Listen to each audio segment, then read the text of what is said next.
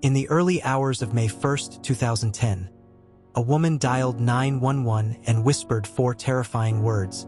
"They're trying to kill me." The call lasted more than 20 minutes. Police never arrived in time. By morning, she was gone. This is the real, documented story of Shannan Gilbert, and the 911 call that still haunts investigators today. Shannan Gilbert was 24 years old. She was from New Jersey, described by friends as soft-spoken, vulnerable, and trying to survive. Like many women struggling financially, she worked as an escort. On the night of April 30th, 2010, Shannan traveled to a gated community in Oak Beach, Long Island, to meet a client. It was supposed to be a short job, a routine visit. She arrived just after midnight, but something went very wrong. Shannan entered the home of a man named Joseph Brewer. At first, nothing seemed unusual, but as the night went on, Shannan became increasingly afraid. According to Brewer, she began acting paranoid, accusing him of plotting to hurt her. Around 4:51 a.m., Shannan suddenly ran out of the house, barefoot, panicked, screaming. She knocked on nearby doors, begging for help.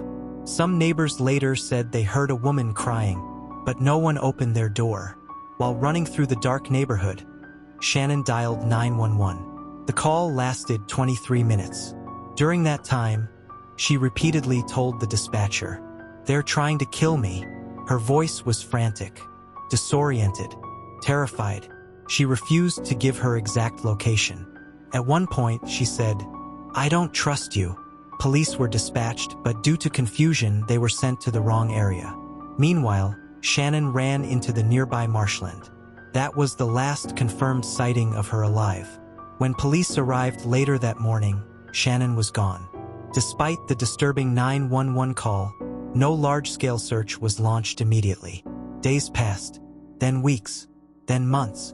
Her family begged police to take the case seriously, but they were told Shannan likely drowned or ran away. There was no urgency, no answers.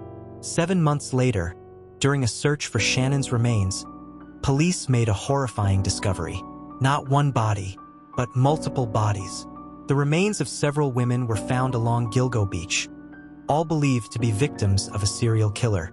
This discovery would later lead to the infamous Long Island serial killer investigation. In December 2011, Shannan Gilbert's remains were finally found, deep in the marsh. Authorities ruled her death an accidental drowning, claiming she died from exposure. But many experts and her family strongly disagree. There were no clear signs of drowning, no explanation for her extreme fear, no reason police ignored her warning call.